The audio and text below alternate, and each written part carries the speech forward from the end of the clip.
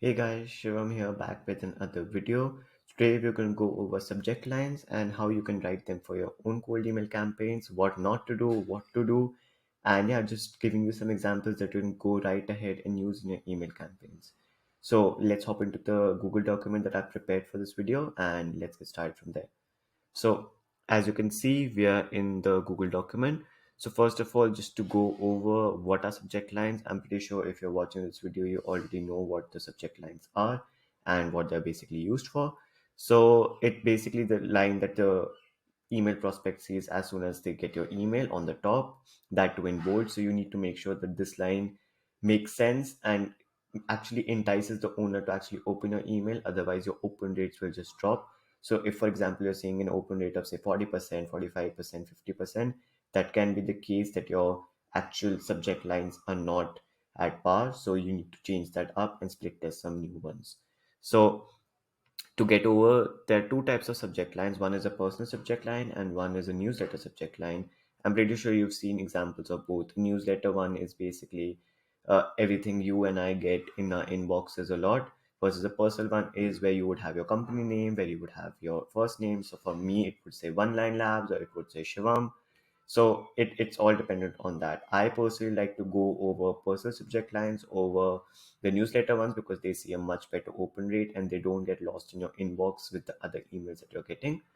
So here are some examples of subject lines you don't use. So we have one, the ROAS related one. So in case you're getting a say a 5x ROAS on your client's account, nobody cares. You don't need to show that right in the first email. You need to build up your trust with the client and then maybe show them the case studies. So I would say don't do a ROAS related subject line.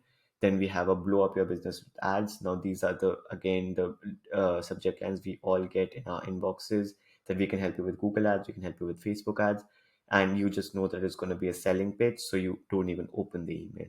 Then here, I'm here to help. Again, it gives me no context and it's not a personalized one that I can actually use.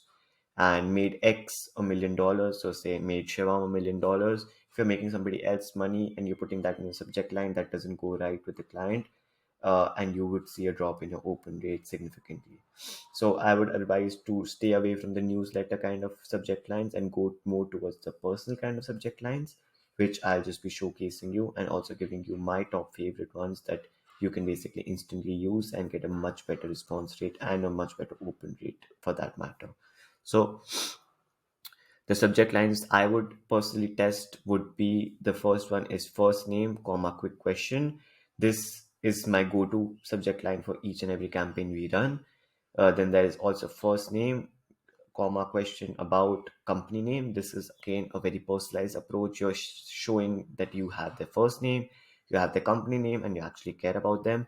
And I would obviously want that you guys are reaching out to emails that you already have the first name, last name, position, and business name too, and not just reaching out to random emails. Because again, if you're reaching out to info at without any knowledge and just saying hey and just typing in your email, you won't see a good response rate, neither will you see a good open rate.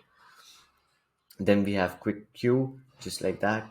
Then again, another one that use that actually we use and works very well is emoji.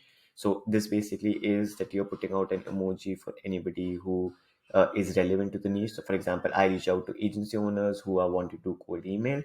So I put in an email emoji and I would put in a funnel emoji because it's a lead funnel kind of a thing. If you're reaching out to skincare brands, you can put on a lipstick emoji. If you're reaching out to apparel brand, you can put on a dress emoji.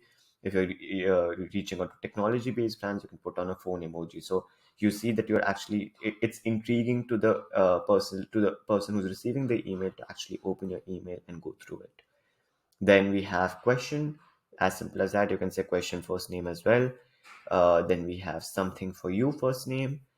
We have found company on source. Now this again works really well. If, for example, you're finding their email from a podcast, if you're finding their email from a source like a Kickstarter or some software like that, you should put it that in the name.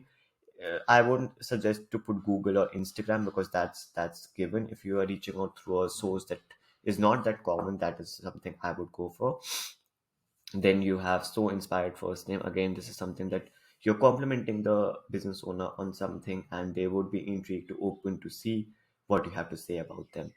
Love your work first name, again, is the same thing that I've talked about. Then we have no subject line, so you just leave the subject line blank and they'll just see your email, so they may be intrigued to click on it and go through it. Then we have idea for company name. Now this is again one of the main ones that we use, and it works really well because you're calling out the company name in particular, and you're obviously just suggesting something, maybe a Facebook ad, maybe TikTok ads, maybe management, social media management, something along those lines. So I would go for this one as well. Then we have super impressed first name. Again, this complements the agency owner in my case, the business owner in your case.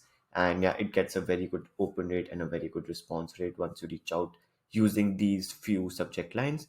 And just test these out and see. Obviously, you can run a split campaign. If you were to ask what you should give the most to, I would say quick question, first name, quick question about company name, the emoji, and found company on source. These are some that I would personally use. And yeah, that's about it. I really hope you guys enjoyed this little tutorial. I'll be linking this document down below, so you can just copy paste these and have them saved in your own Google document. And yeah, I would really appreciate you hitting the like button and subscribing for more such content. And yeah, thank you so much for watching. I hope this helped you, and let me know if you have any questions relating to subject lines, or if you want me to check your subject lines out. I'm always available in my comment section or on Facebook and Instagram. Thank you so much. Bye.